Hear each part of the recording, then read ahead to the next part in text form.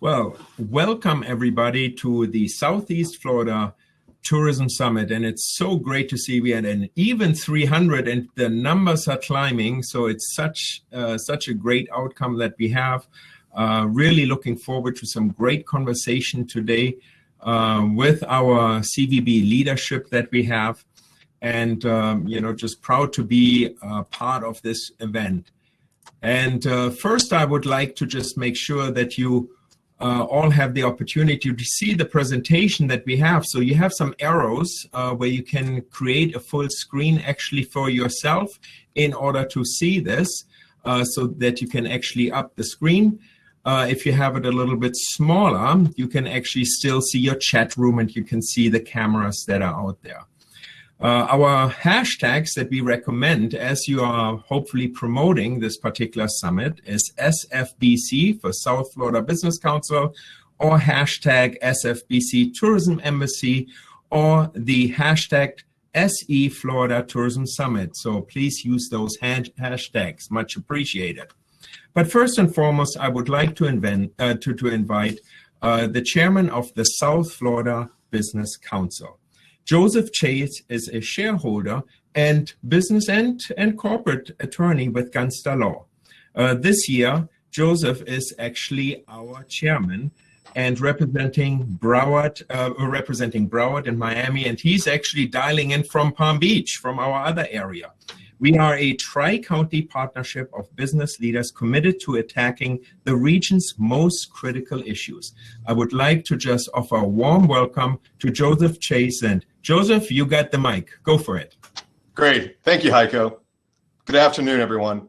I'm Joe Chase, the chair of the South Florida Business Council. The council was founded in 2018 when the Greater Miami Chamber of Commerce, the Greater Fort Lauderdale Chamber of Commerce, and the Chamber of Commerce of the Palm Beaches joined together to address South Florida's critical regional issues. Today's program will address just such an issue. Tourism is a major industry for our region and for each of our counties. The COVID-19 pandemic has impacted this industry in a devastating way. For this tourism summit, we have brought together the presidents of the Convention and Visitors Bureaus in Palm Beach, Broward, and Miami-Dade counties to address the many issues affecting the tourism industry locally and statewide. Now, back to our summit moderator, Heiko Dobrikow.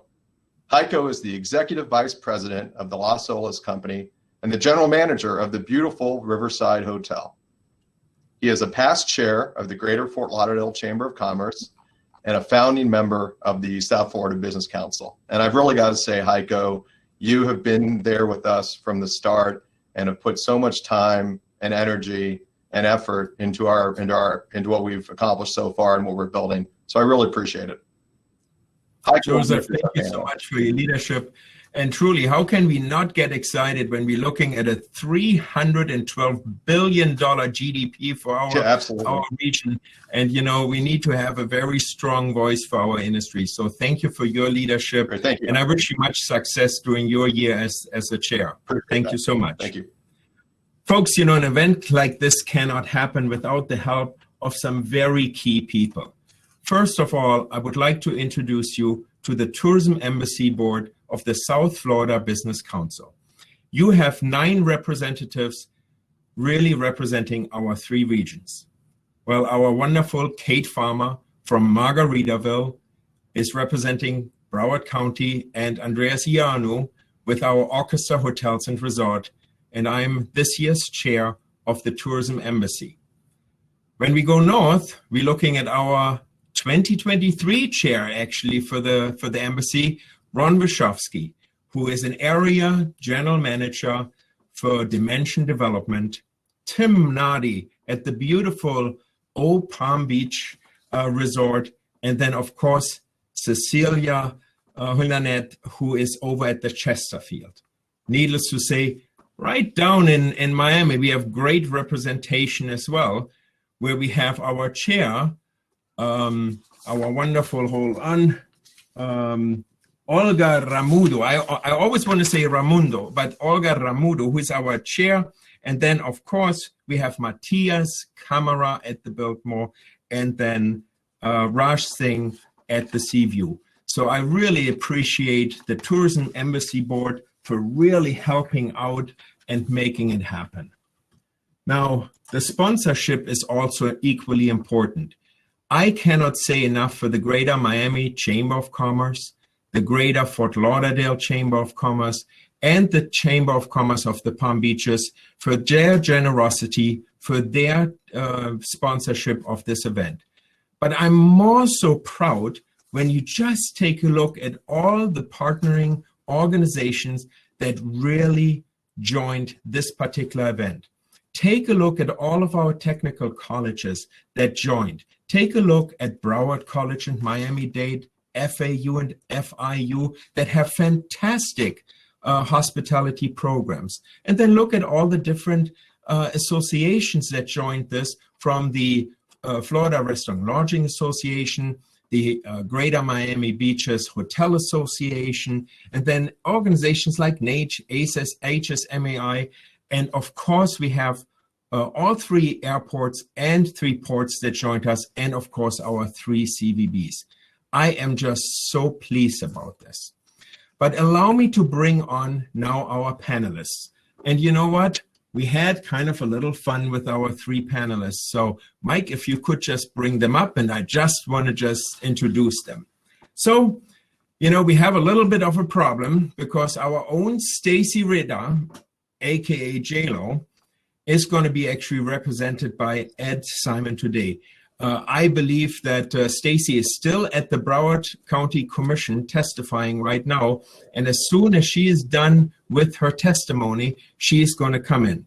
So allow me to just talk about Ed Simon for just 1 second. Ed, it's good to see you on the screen and nice to have you. Ed Simon currently serves as the Executive Vice President for the Greater Fort Lauderdale Convention Visitors Bureau, leadership, strategic development, and sales efforts of the Bureau, nationally deployed group sales and service teams in group, convention, sport, entertainment markets. In his time at the CVB, Ed has expanded the sales team in new and key existing markets in preparation for the unveiling of the Fort Lauderdale's greatly expanded Broward Convention Center. Ed also recently was awarded the 2019 Hospitality Sales and Marketing Professional of the Year. Congratulations to that very prestigious award, Ed, and welcome aboard. Nice to have you to the panel. And, you know, you do not look like JLo. I'm telling you that right now. There is no resemblance there. Nor do I need to move north, and I see with a big smile. You have some great banners up there, Jorge. Jorge Pesquera, a 45-year travel and tourism industry veteran. You must have started when you were born, my friend. Jorge Pesquera joined Discover the Palm Beaches, formerly the Palm Beach County CVB, in November of 2007. Time flies when you're having fun, my friend, to lead the region's destination marketing organizations with a staff of 52 and a budget of 18 million. Jorge was the founding member of the Accreditation Board of Destinations International and currently serves on the Destination Travel Foundation Board. Also awarded a very prestigious award, Jorge earned the distinctions as one of the top 25 most extraordinary minds in sales and marketing in 2011, awarded by HSMAI. Jorge, welcome aboard and nice to see you. Now, let me go way down south. Mr. Don Johnson, Miami Vice. Bill Talbert. For more than 3 decades, William D. Talbert III has distinguished himself as a highly respected visit industry and community leader, both as the president and CEO of the Greater Miami Convention Visitors Bureau for 20 years and chief operating officer the previous 9. Among his major accomplishments, Mr. Talbert assisted with the passage of United States Travel Promotion Act and the Miami-Dade County Food and Beverage Tax to fund the GMCVB's annual advertising programs. He led efforts to win and subsequently host 5 Super Bowls, and just recently the one in 2020. The National Football League Centennial Celebration, which was awesome, by the way, Bill. I mean, you guys knocked it out of the ballpark, talking about remarkable, and mounted 4 successful bids to host the U.S. Travel Association's International Powwow. Recipient of many accolades, Bill was awarded South Florida Tourism Legend of the Year by HSMAI. Golly, congratulations. And Bill, it is so nice to have you, and I appreciate you taking the time out of your busy schedule also being here. All right, Richard Simmons is going to move on now to some numbers. Folks, panelists, let me just set the stage here. You know, it is January 1st, 2020. Which was said to be a record year for South Florida tourism. We rolled out the red carpet to the Super Bowl as a South Florida region, and we must say we knocked it out of the ballpark, because I can tell you as a Chiefs fan, the Kansas City Chiefs won, and we had to wait 50 years for that particular win. Well, two months down, 12 months to go for this, right? Well, just looking at that, we are ready to just tackle this, but March 14th, 2020 comes up and everything changes in the world for our hospitality industry. We had to literally reinvent ourselves, right, folks? And we had to just do things that we haven't done before. My question to you guys is, how did we tackle this? And take a look at the numbers of our performance for 2020. So I'm just going to take it down to Mr. Miami. Bill, can you just share how we tackled this very difficult time? Well, I mean, this was a global issue, and you know, for us, I mean, the Bureau, we've handled various crises over the years. We had Zika last year. We had the Gulf oil spill. You know, we've had the weather issues. So we were, you know, we dealt with these crises, but this was unprecedented. This shut the industry down. For us, March 16th was a magic day. We left this building. We all went home, and we reopened October 5th. But the hotels were closed. There were a few hotels open for essential workers, but virtually every hotel on Miami Beach, 40% of the stock was closed. They were closed, and so not only hotels but restaurants closed. And theaters were closed, and so really the core of what happens here in Miami was all closed. The beaches were closed, the parks were closed, and so with that said, I mean, we all live by the hotel tax, and so that went down to zero basically. So the hotels were closed, so we did and so we said, what do we do? Well, the first thing we did on April 4th, we cut our budget and we cut our staff. April 4th, just a few days after it started, we reduced our payroll. I cut my salary 25%, no retirement contributions, no sales incentives, and we were able to keep the team together then for the rest of the year. But for all globally, for our industry, affected more than anybody. But we just knew that hopefully things would ultimately get better. But those were dark days. They were depressing days. Sheltered at home, the kids at home, the pets at home, and we worked out ways of working at home. So we all went through this. Yeah, thank you. I mean, tough times, you know, and Ed, let me take it to you. How did actually Broward react to it? Yeah, thank you, Heiko. It's certainly unlike anything we've ever seen before in our career. Interestingly enough was the timing. January and February, we actually broke records when it came to things like occupancy and ADR. And then, as you know, the rest of the year, we broke records the other direction at the very bottom when it comes to occupancy, ADR, et cetera.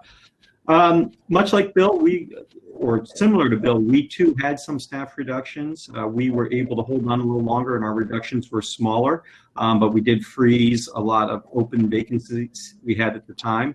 And I think it's just like everyone else. We've got people here doing multiple things, covering for where we're short on people. We've changed a lot of immediate priorities. That first there was no one traveling, then there were different markets traveling, and today the markets that of travelers are starting to expand, and we're constantly changing with the conditions on that. But it has been a test, and quite frankly, we've tried a lot of things on the fly, and thus far we've gotten this far, and we're starting to see some results. We're starting to see those numbers are terrible, and who would have thought we'd ever be celebrating 50% weekly occupancy, but we are now. It's a new normal, and I'm happy to say I think it's 13 out of the last 14 weeks we've achieved that 50% occupancy on a weekly basis. So we are seeing things come back.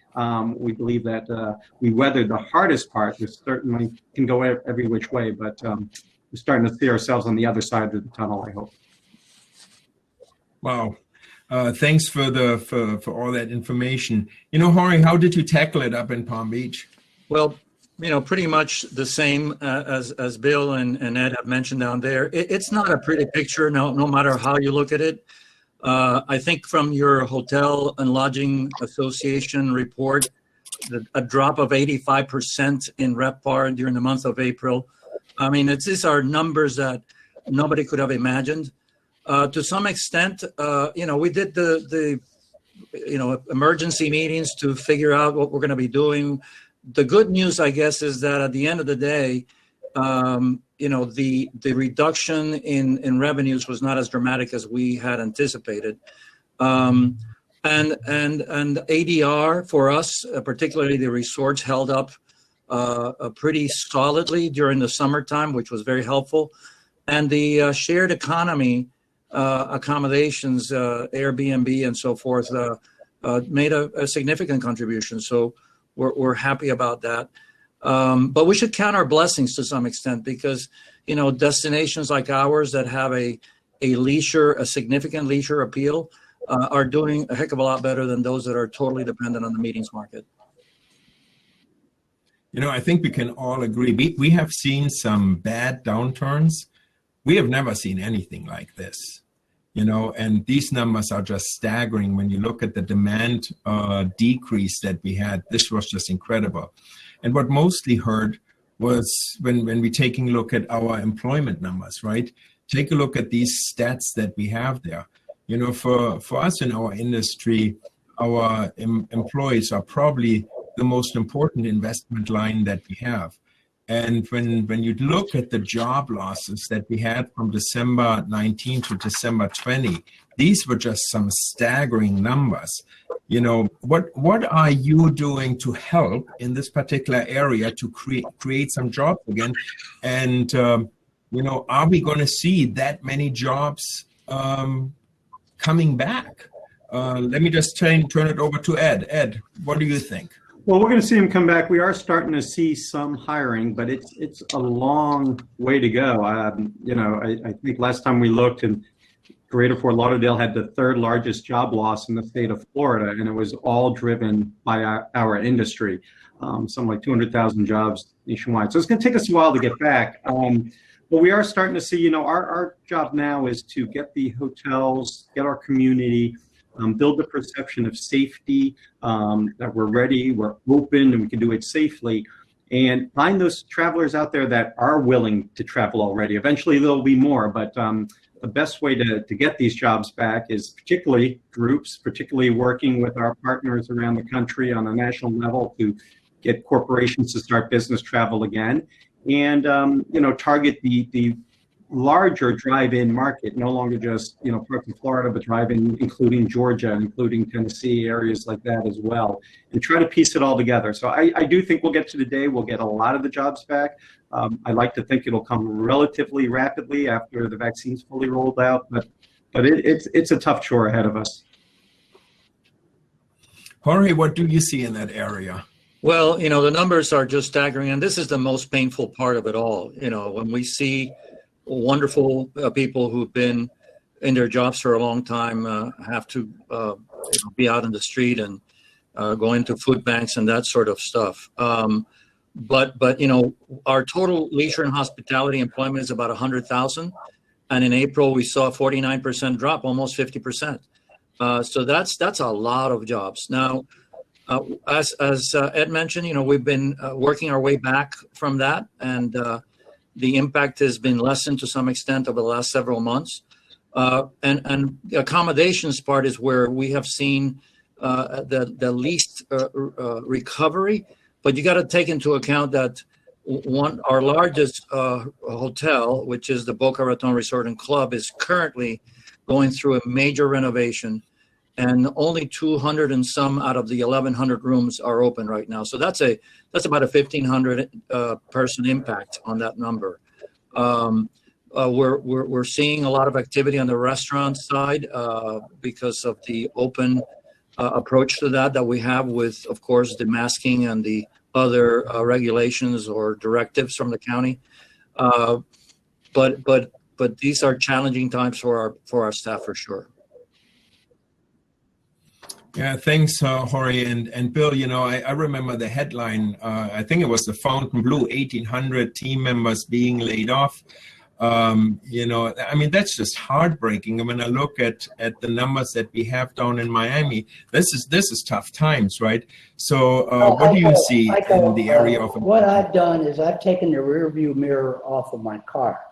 So I'm looking forward. And, back in April, we created, everybody knows Miami Spice. We created a program called Miami Eats, for restaurants that had takeout and delivery. There were small business people. We started with 380 restaurants. We've got 1,300 restaurants in the Miami Eats. So there were people working back then that would not have worked but for the Miami Eats program. You didn't have to be a member of the Bureau. You didn't have to pay wildly successful and people working. We created the Miami Land tourism marketing program, which Track the Drive, and all of South Florida is this great outdoors. People want to be outdoors, and we got a $5 million CARES grant from Miami-Dade County supporting the Miami Land program. Also, what we're doing is trying to lead by example. We had on October 21st, we had our annual meeting, and it was hybrid. But we had face-to-face. We had 200 of our members in the Miami Beach Convention Center, fully spaced out, 300 on Zoom. We were the first convention bureau in the United States to have a face-to-face annual meeting. You mentioned the Fontainebleau. Perfect timing. We had our board meeting at the Fontainebleau yesterday. Mary Rogers was there. We had a quorum of our board, and we had some on Zoom. But it's to show that face-to-face meeting, you can meet safely in Miami for face-to-face meetings. We have facilities. The Miami Beach Convention Center is GBAC certified. The Miami Hard Rock Stadium is GBAC certified. So the message is it's safe to meet here. It's clean and safe, and you can travel safely. So that's our messaging. We're looking forward. The numbers get better every week, and we believe firmly in leading by example. We reopened our bureau on October 5th for staff. Now, you say, what about people who don't? If they were uncomfortable coming in, they didn't have to. But every day we have a significant number of staff that is here. Why? There's no legal reason to be here, but there's a messaging reason. What is the messaging reason? So we're telling the world, come travel to South Florida, come meet in South Florida, and we're doing it remotely, not here. You're 100% right. And I kind of see it as a crawl, walk, run scenario. We got to throw things against the wall and see whether it sticks. We have combated for such a long time the negative media that's out there, and we just need to put the positive messaging out there, right? And I applaud all of you guys, all three of you guys, what you've done for the region, really getting the message out. Take a look alone at the bed tax and the reduction in bed tax collection. So for your non-tourism audience, folks, let me just explain to you the bed tax. The bed tax is a self-imposed tax that the hoteliers have, and then the bed tax will be charged to the visitors that are staying at the hotel in addition to the sales tax. The bed tax actually then will fund the CVBs that we have in all of our 3 counties and other tourism-related projects. How do you guys think the bed tax shortage from this year will affect your budget going forward? And I'm going to take it to George first. Sure, Heiko. I mean, the good news in this slide is that, when we first were hit with a sledgehammer in the month of April, late March or early April, the projections that we had made for bed tax reductions were upwards of 33%.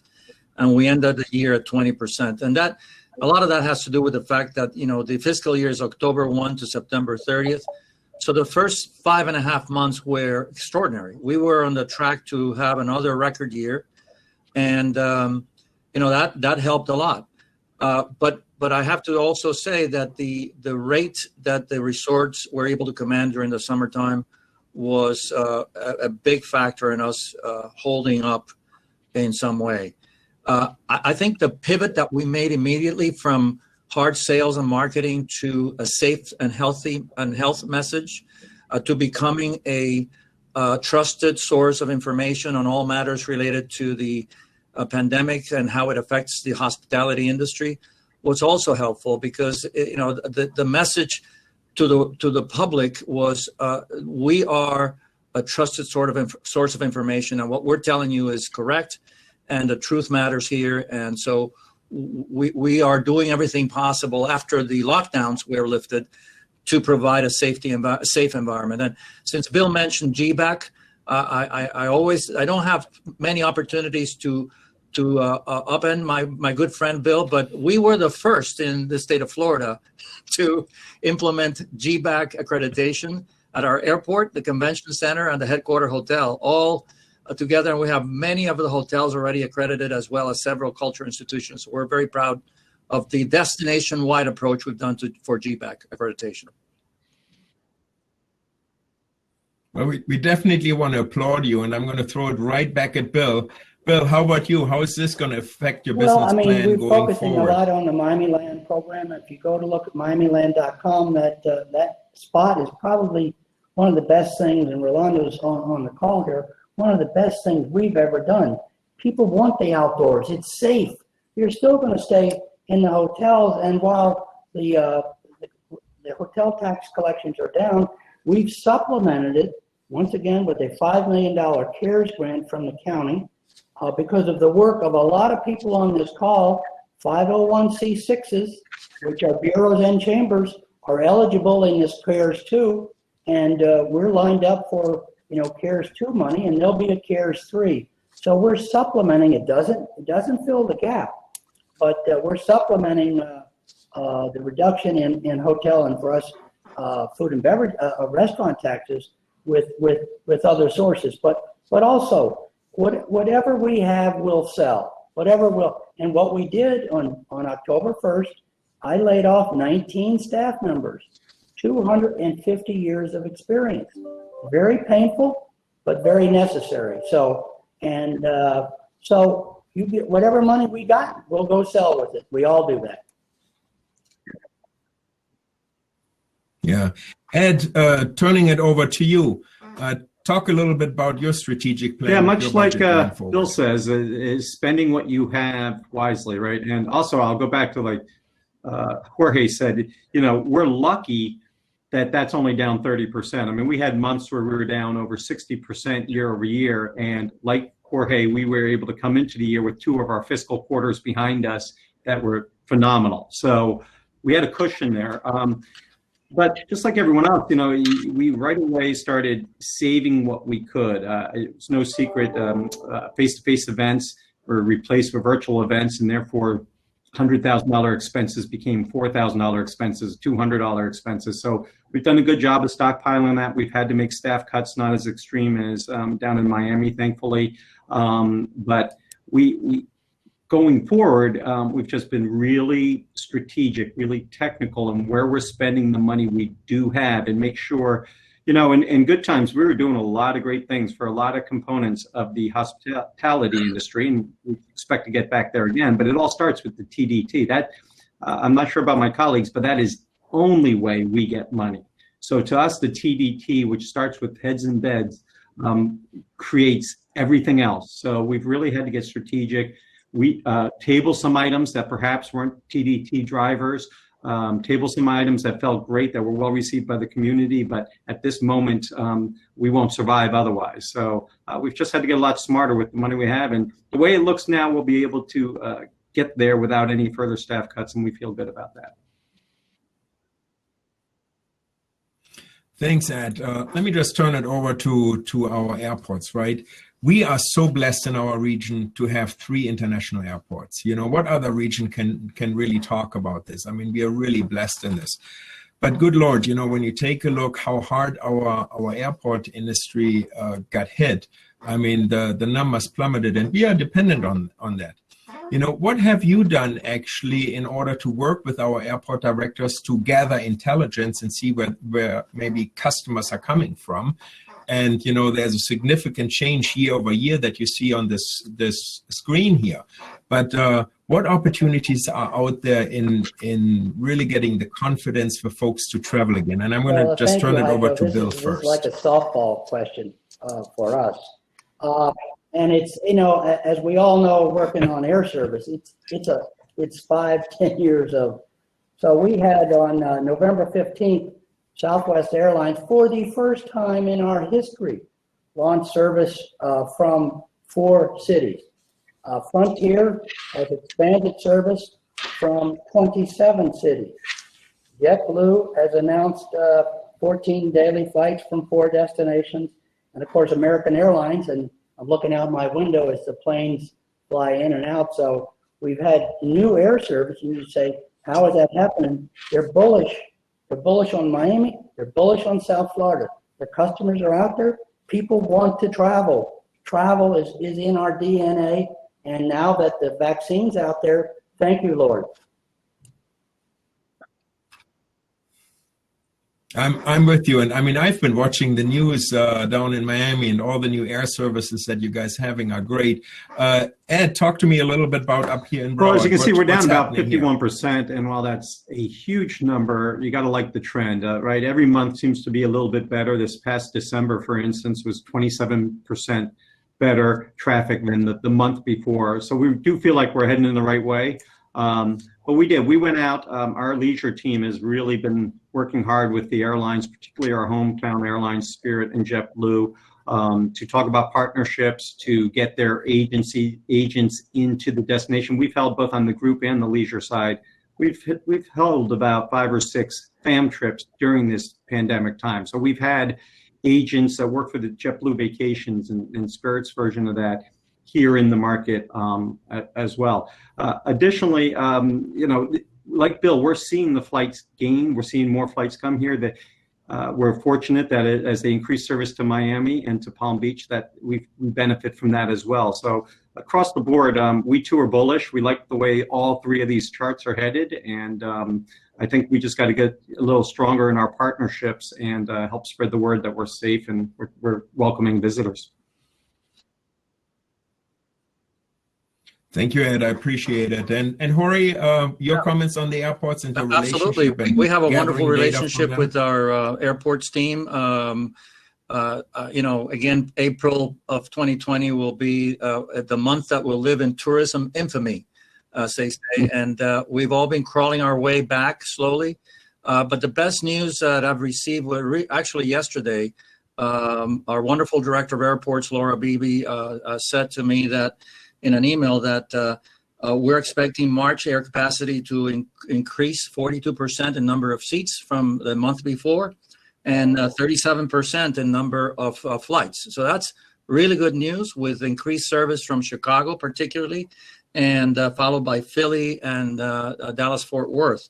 We also, believe it or not, in November, launched a new flight from LA. So we have nonstop service from Los Angeles to Palm Beach International. So we're optimistic about the vaccine, of course, taking hold, and some of these new regulations about getting on flights with a digital health passport and all of these things. These are things that are going to rapidly increase the opportunity for people to get on flights feeling safe about it. Thank you. I appreciate it. Let me just share you the knockout round. I mean, this for me was the knockout, right? The cruise industry still don't have any movement whatsoever. We hear from postponement to postponement. Give me some comments in regards to our cruise industry and what you're seeing in recovery. Yeah, this Ed, is this is the devastating one, right? I think it was 2.8 million jobs lost. I'm sorry, 2.8 million cruise passengers lost year to date or period to date, and every day it seems as though they're pushing back the return to sail deadline even later and later. We did, we've got a new port director. He's doing a phenomenal job. He keeps us well updated, and we are hearing some promising signs, including last Friday. I think the Bahamas granted approval for some local ferry day trip service from Port Everglades back to Grand Bahama, something they used to do. It's an encouraging sign. I will tell you, back in April, there were, we briefly got okay to have some day cruises as well out to the Bahamas, and of course, out to the Caribbean. And we saw a little bit of spike in, in a desire of people to feel safe, get on these boats and head out. It was all short-lived. We're looking closely at this one that the Bahamas just granted approval, and hopefully that'll start bringing it back. But I think last I heard, it's not going to be until May, and that's, it is a major component in the hotel rooms and the TDT driven to our destination. So I cannot overemphasize the pain that this one is causing us all. Yeah, I totally agree. Jorge, what kind of movement do you see? Well, this has been the cruise industry most business up devastated, of course. in Palm Beach? We have a small port. I mean, we only have 2 major cruise ships, and I understand from speaking to our wonderful director of the ports, Manuel Mira, that that company sold one of the ships, so we will be down to 1. And we're just hoping that the vaccine will allow for this industry to return quickly. Yeah. Turning it down to Miami, to the Port of Miami. Bill, any movement down there? Port, the last full year of Port Miami, there were 6 million passengers, and there are 0 now. And this is the biggest unknown. We bought the phrase, and it is the cruise capital of the world, always was, always will be. Our Port Miami is downtown. It is the biggest consumer of hotel rooms in downtown of any industry. Now, it's a bit rated, but this is the biggest unknown. They have not yet solved their medical issues. Remember, some of these newer ships have 10,000 people on them, including crew members. So it's, but I'm looking out the window. Last year, Royal Caribbean built with their own money a $250 million cruise terminal. NCL spent $200 million on a new cruise terminal. That's open. You saw last week, Virgin broke ground on a new cruise terminal. So the long term, they see the industry as robust as it ever was. What nobody can tell you today is when that's going to happen. Nobody knows. And the reason they keep moving the date down is they don't know. They just don't know. And, this is has to be signed off by the CDC. It's like sometimes like a bad marriage. They haven't solved that issue. So we have the global companies here, based here. Their global headquarters are here. A lot of smart people. It's too big to fail, but when? Nobody knows. Yeah, I agree with you. And when you look at all of these components, I know we were all very optimistic in the recovery for 2021. I think it's just going to be a little bit slower than anticipated, but eventually we're going to get there. And I'm looking for hopeful 3rd and 4th quarter this year, when some of these things are going to move forward again. Let's talk about a bright spot. I mean, hotel investors are still investing. For me, this is just amazing to see, right? Even up in Palm Beach, take a look. You have 6 properties and 840 keys.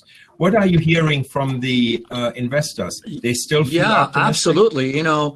As you say, Heiko, it is really amazing that, as far as I know, we haven't lost a single project during the pandemic. There may have been some delays, but we haven't lost anything. And, looking at all the numbers, I was doing a little calculation last night. We are all in the same kind of growth mode here. Because between Palm Beach and Miami, it's between 4.7 and 5.9% growth, depending, comparing with our base of inventory, of hotel inventory. So that's a good sign. And the fact that people are still betting on South Florida shows it's a demonstration of the strength of the brands and the opportunities that people see in our market. Clearly, places that have lots of open space, that have opportunities for golf and tennis and water sports where distancing is allowed, have a much better chance to recover faster than others. So I think that people will continue to bet on South Florida.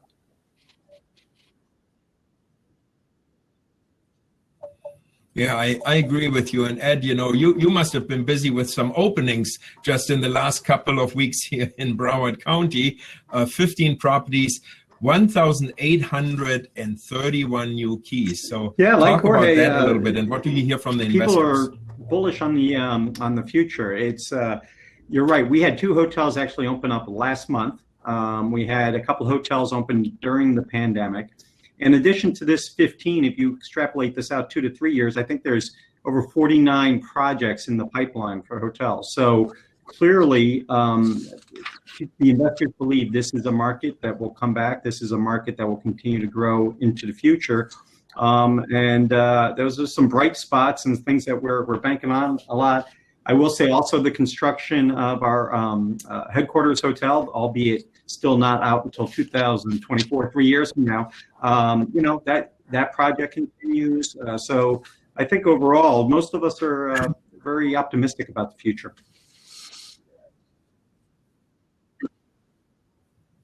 Very good. Bill, when I take a look, I don't even know that you still have land in Miami, but you're still plowing down 23 properties and 3,500 rooms. What are you hearing from the investors, and is the confidence really so high? And there's a lot of land. We have the CRA. We have 20 acres of vacant land in downtown Miami, the World Center site. It's right across from the port. We too have an approved headquarter hotel. Connected to our convention center, an 800-room. It has a flag now, Hyatt, and we're very excited about that going forward. We have Jungle Island has a 300-room hotel, but we have that's the misperception. There's a lot of land, even on Miami Beach. You see rebranding, you see redoing almost everything. So this hotel development, and it's countywide. It's west in Doral. It's south. It's all over our community. We got lots of land. It's called Miami land.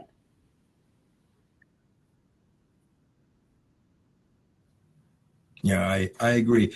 I'm just reading a comment from Ian Ross there, and he's really congratulating all 3 of you guys for being so transparent and what kind of leadership you're bringing to the table. And at the end of the day, we're in this together, right? As a region, we're in this together, and we're going to get through this together as well. Bill, I'm just going to stick with you since I have you.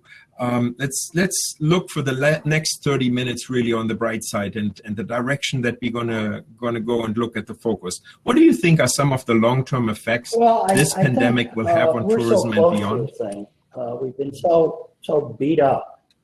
I believe long-term we're going to all be fine. Not exactly sure when. I think clearly having a vaccine.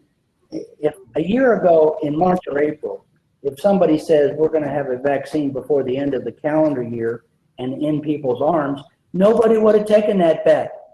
Nobody. So, we're beating all things. So it's, I'm bullish on travel. People want to travel. There's pent-up demand for travel. And what a better place than Miami and South Florida to come to. We're clean and safe, and it's about the outdoors. And it's year round. So I'm bullish. Okay, on the meeting side, I think there's still a place for face-to-face meetings. Face-to-face meetings. Now they're going to be hybrid. We don't know how the hybrid thing, it's akin to years ago, some of us are old enough to know, when we got on an airplane, we just went out to the gate and got on the plane. And today it's a painful process, but it didn't stop travel. It's going to be different, but at the end of the day, we're all going to be fine. Look out your window.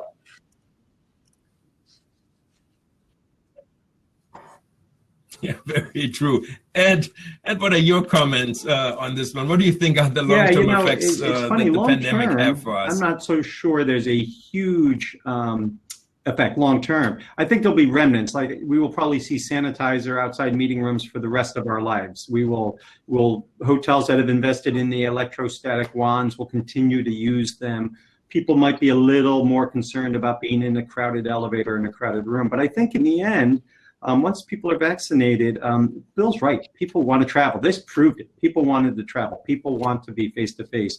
Right now, there's a lot of virtual meeting fatigue. And while virtual meetings aren't going away, in fact, the smart people will find ways to monetize the virtual component of their conferences and their meetings. But I do think in the long run, when we get through it and people get vaccinated, you'll only see remnants, and we'll be back to business as usual. I joke around. Eventually, we'll be back to trying to cram 3 people on a 6 foot again because it's the only way to fit in the room. We may not go that far, but I do think we're going to get back to pretty close to normal. But it's going to take us a while to get there. Yeah, I agree with you on this one. Jorge, what do you think are the long-term effects? Well, like my colleagues here, the ideally none, but I think realistically we're going to see, health and safety continue to be an important factor. Touchless systems, keyless entry, electronic payments that you don't touch anything, sanitation standards like GBAC, will continue to be around. Proof of vaccine, this notion of the digital health passports, I think is going to take on. From the leisure sales side, those trade relationships will need to be strengthened, on a more personal basis because we haven't been able to go to any of these shows. And from a group side, as Ed mentioned, hybrid events are here to stay. We just had PCMA, and it was a great test of our commitment to make things happen in a very safe and engaging environment.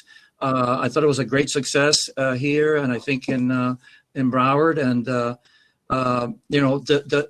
need for the community to really offer authentic experiences in a more creative fashion is also going to be there. I think that's some of those local experiences, getting to understand the community as locals, the residents do, is going to be part of how we offer our destinations moving forward. Yeah, I agree. And I think at the end of the day, we also have to understand human beings are just simply social creatures. We need to have the social interaction. It's just the way how we all plugged in, right? For the most part, in whatever level of social interaction that we want to do it, whether it's digitally or in person or just going on a vacation, what have you. And I think that desire is going to come back. We've read so many reports, whether it's STAR, PKF, AHLA, in regards to what the forecast is. When do you think the rebound is actually going to happen for leisure, for business travel, and convention business? What I'm hearing a lot from our, let me take it to Ed first. Our group customers and even our corporate entities. June 1 seems like a magic date as it stands today. A lot of the large trade shows are targeting the back half of the year to get back to live event. A lot of our meetings, our lead volume increases every day, and we're seeing a lot for the back half of 21 and into 22. And as I mentioned, overall occupancy is slowly growing week over week, so it's starting to come. But I don't think the last forecast I saw did not show us as an industry being at 100% typical group compression or a group index of 100 until late 2024. Now I've seen some of those people move that timeline up a little bit, and I think it sometime in 23 might be there, but I don't think we're going to see much change between now and June first, and hopefully if all goes as planned, that too will not get pushed back. But a lot of that is dependent on the rollout of the vaccine. No, I think it's all based on the vaccine. Bill, your thoughts on that? Who would have thought we'd be at remember last year, it would take 3 years to get the vaccine. We said, oh God, 3 years. And now we've got 1 million in people's arms. And so that's the best thing that's happening. And you've heard no horror stories. And so I think that is going to be the key to the more rapid return of all of our business. I think, just think of ourselves. You know, you venture out, but once that vaccine's out there and we've got the herd immunity, I guess, and you don't hear horror stories about these vaccines, and that's the best thing. And this production thing, this is just a logistic issue. They'll produce more and they'll get more in arms. So, and that's going to be the single factor that'll get people getting on planes, driving here, and having face-to-face meetings and vacation with the family. Because remember, they want to vacation. It's in our DNA, and human beings want to meet face-to-face. You know, I don't know about you, but I'm sick of the Zoom meeting. Sick, want to vomit. And it's so impersonal. You get so zoomed out when I tell you just quickly, I didn't realize that for 6 months I had never worn socks. And Rolando said yesterday, we forgot how to tie a tie. I mean, these are human interactions, but I think it's going to happen sooner than any of us think.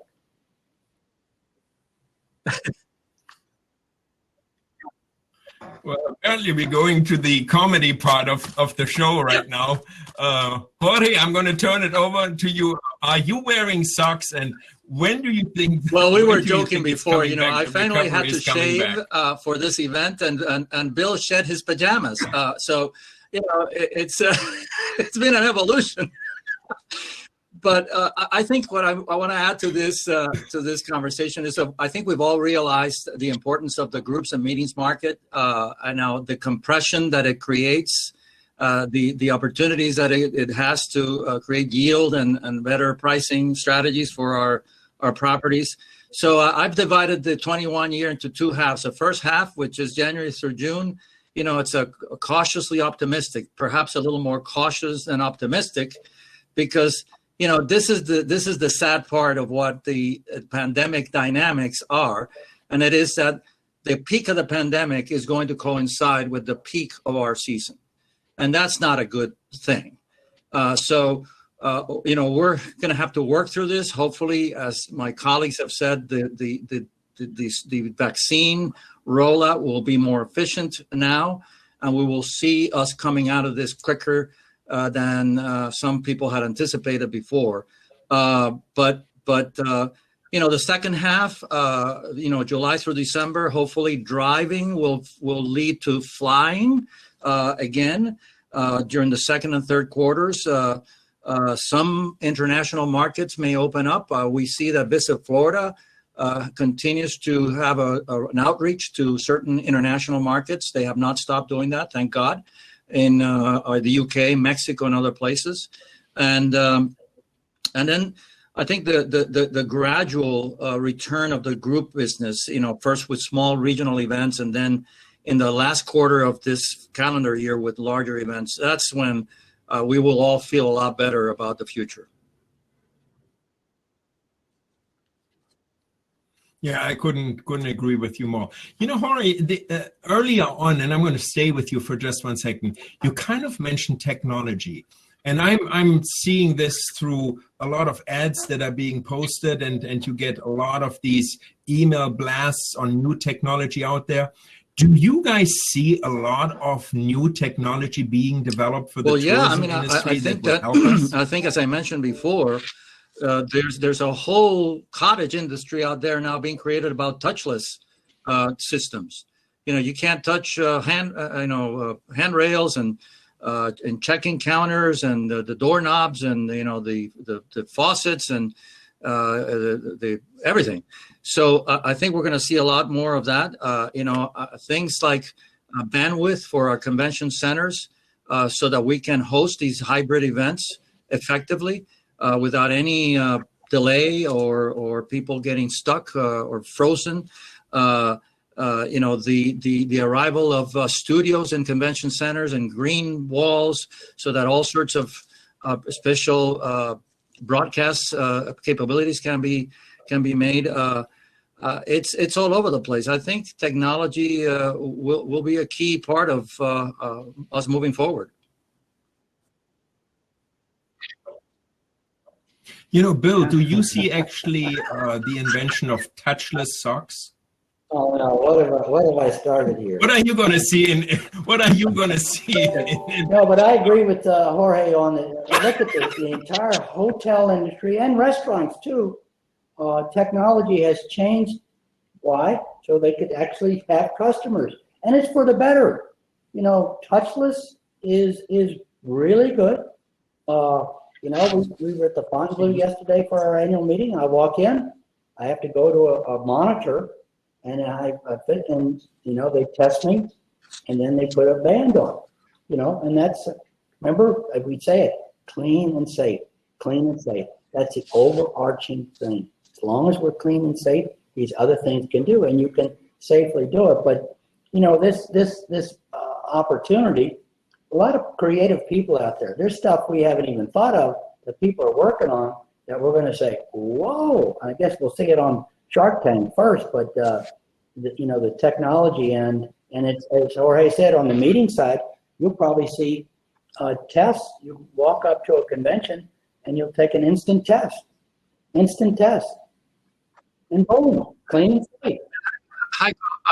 I forgot to mention, I don't want to steal from my friend Ed, but on the advertising side, digital media is continues to grow, but more importantly, the tracking of the effectiveness of that, the digital engagement tracking systems, social media tracking, all of that is going to become critically important, and then all of that stuff about virtual reality, augmented reality, and people putting on devices that allow you to be in the middle of South Beach any day of the week if you're in Minnesota. Those things are going to continue to proliferate. And if you think about it, and Ed, we're going to go into your portion of the answer right now. We are the tech gateway.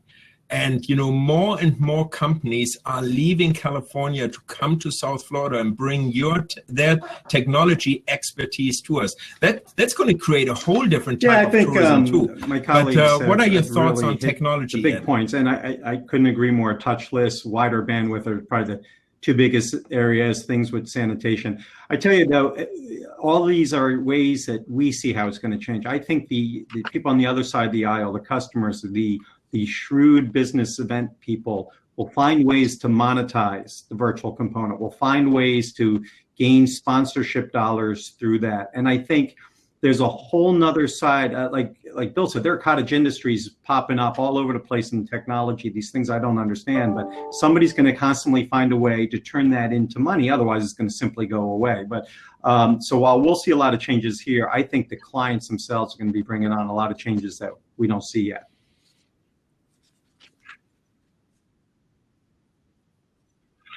I agree. Let me just shift topics and advocacy. And Jorge, you started talking about Visit Florida. Stacy was just still actually at a Broward County Commission meeting, and the Broward County Commission voted 7-2 to make Visit Florida a priority on their list.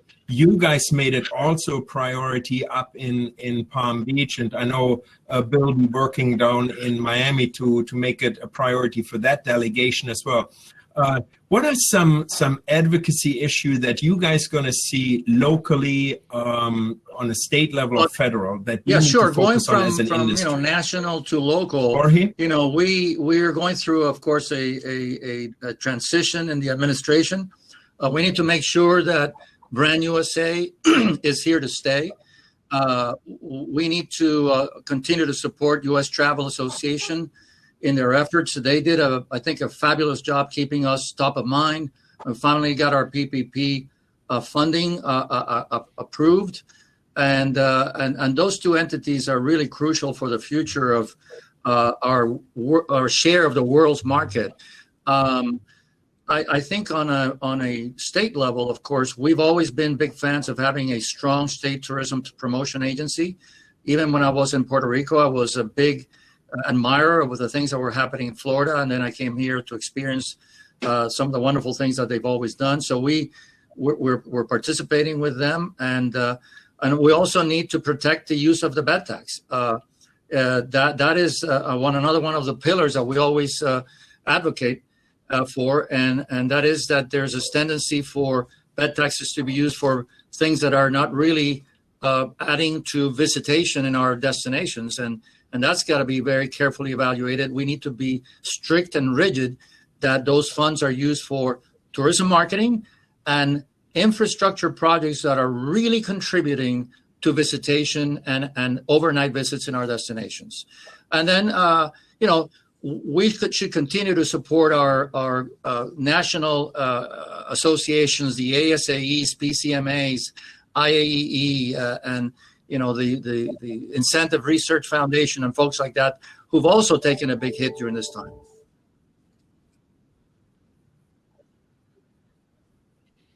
I tell you, when you talked about the tourist development tax, Jorge, that was a gut punch, because everybody wants to dip into that fund, right, Bill? I mean, you have felt the pain down in Miami.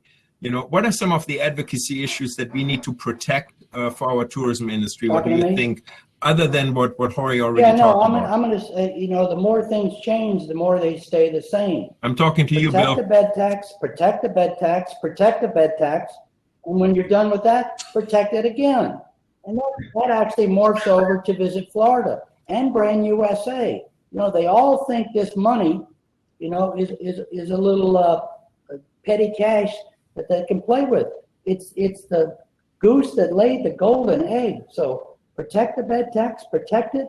That goes state, local, state, and nationally. And so it's always amazing to all of us that this industry, which is the #1 industry in our communities and one of the top in the United States, they're always pecking at it. And so it's we're supporting Visit Florida. Dana was here in South Florida last week, and so what we saw last year, a massive attack against our bed tax here. Other than the pandemic, which I didn't know was coming, the toughest thing I ever had to do with our partners is to turn that back. It's crazy, but protect the bed tax, protect the bed tax, protect the bed tax. I also see some advocacy things that are going to come up with health and safety and vaccines, and maybe I don't know exactly what it is, but I wrote down the word vaccine. That's gonna involve advocacy.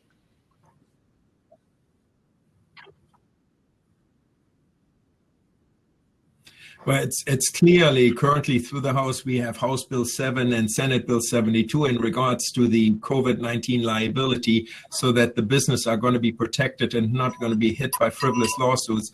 And for all three of you guys, the South Florida, thank you. The South Florida Business Council is here to help with the advocacy.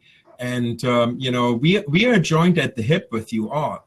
And, when it comes to advocacy, Ed, I agree no with stranger to everything this, Jorge and what Bill do you mentioned. see, The local, organizations state, I and recommend, federal? absolutely.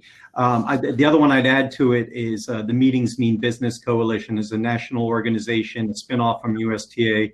In full disclosure, I sit on the board, but it started way back when to promote the value of business events and that there weren't frivolous parties. So I would add them to the list. And then the other area, much like Bill said, we want to look in the health area and make sure nothing comes out that could interfere with our business. Same with the airline. We want to see any, I know there are new bans or new international travel things that came out, I think, as recent as yesterday from some European countries and stuff. I think there may be opportunities for us to pay attention there, and there may be some advocacy opportunities in there to open up flights and or help make them more safe or whatever necessary. But other than that, I think these guys got it covered.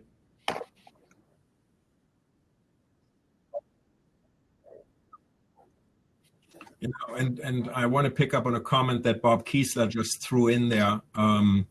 And Bob Kiesler wrote the $15 Yeah, I was minimum just going to wage. add, That's going to be an interesting scenario. Also, Jorge? one topic that where Destinations International has done a wonderful job, and we should support our DMO association as well, is the subject of equity, diversity, and inclusion. I think that our destination organizations, as well as our hospitality stakeholders, have realized that we need to be more proactive. Destinations International has laid out a wonderful blueprint for us to follow. The CEO pledge that I think all of us have signed. And it is the right thing to do for the future of our industry and for the future of our community. So that's an area where we're very engaged in, and we look forward to progress in that regard.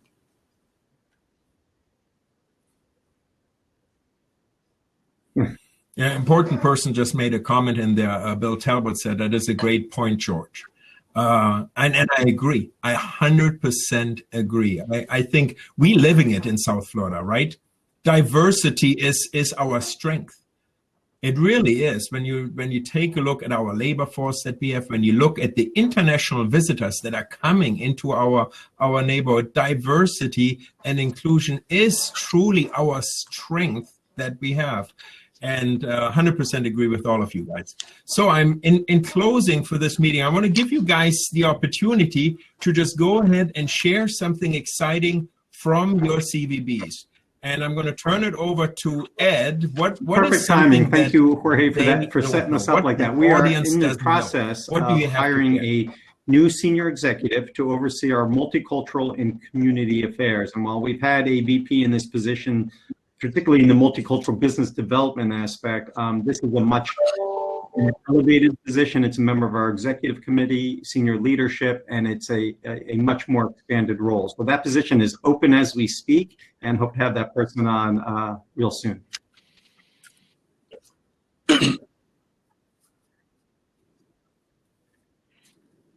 Well, I think the good news that I can share is that during the month of December, we were very fortunate to be able to get CARES funding approved by the county to the tune of $1.8 million, which we had to deploy during the month of December. So we had a real blitz of media activity out there in all key markets with a simple message of, we have open spaces, covered faces, and warm weather awaits, so plan your trip to the Palm Beaches.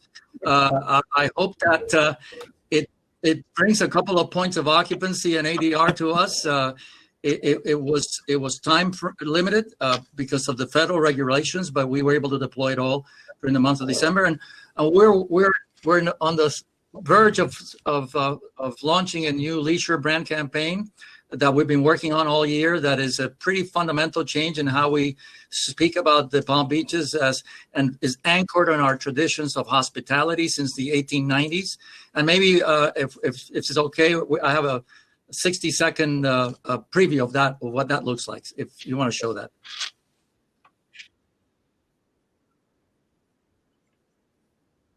That would be great. Mike Cabello, could you upload the video, please, and share it with the group? I don't have access to the video, so I do apologize. While he's doing this, Bill, I don't know how you're going to make a rhyme with a sockless experience. So, and beating Jorge, what do you have? What is a surprise from your side? And Jorge is talking about PalmBeachland.com, the great outdoors, which is all of South Florida. We're tailor-made for this recovery. So, it said to say something that some people didn't know.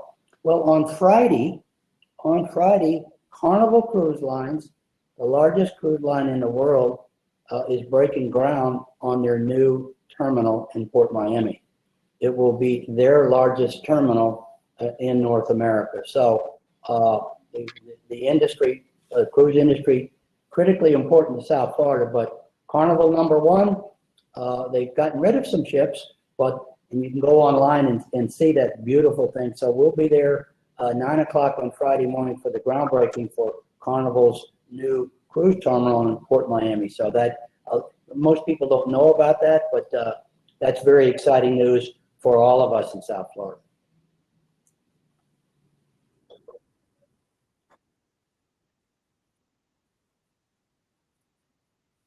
I concur whatsoever. And I tell you, exciting times. Humbly speaking, I cannot say thank you enough to all three of you guys.